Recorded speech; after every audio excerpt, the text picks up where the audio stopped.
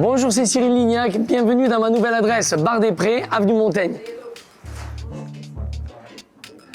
Pourquoi un deuxième Bar des Prés? Parce qu'en chemin, j'ai trouvé une nouvelle adresse dans le 8e et que je me suis dit que c'était intéressant d'avoir un Bar des Prés rive gauche et un Bar des Prés rive droite. L'identité visuelle, elle n'a pas changé du premier Bar des Prés. J'avais travaillé avec Carl et Olivier du studio KO qui nous avait fait ce lieu exceptionnel. Tout naturellement, je l'ai refait avec Carl et Olivier parce que j'adore leur talent. Je leur ai demandé de créer un Bar des Prés un tout petit peu différent de celui de rive gauche.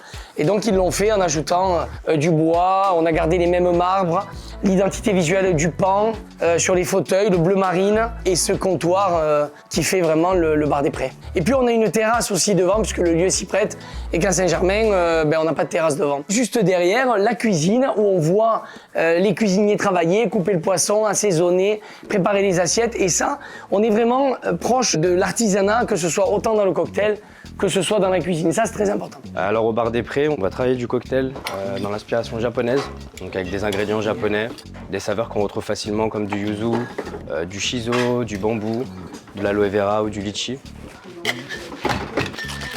Le Tokyo Garden, c'est le cocktail emblématique du Bar des Prés, dans le 6e, à Londres et à Montaigne. Donc, ce sont des fleurs de bégonia qui, quand on croque dedans, donnent un goût de pomme.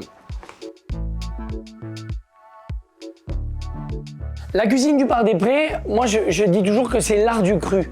C'est-à-dire qu'on voyage avec les poissons crus puisque le concept est né du fait que j'avais pas de cuisine et qu'il fallait uniquement faire du froid. Les grands types de plats, on a tous les crus d'eau. Donc là par exemple, on a la dorade de Noirmoutier avec une vinaigrette au yuzu, un piment coréen, un petit peu de miso séché. Donc là on voyage un petit peu vers le Japon. Et puis ensuite, bien entendu, on a les sashimi ou les sushis, les californiens qui sont vraiment issus de la cuisine japonaise. Là, on a la traditionnelle galette de tourteau et d'avocat qui n'a rien à voir avec la cuisine japonaise puisque c'est une galette de blé avec du tourteau assaisonné de curry de madras et des pommes vertes. Donc ça, c'est génial, on mixe un petit peu autour de ça.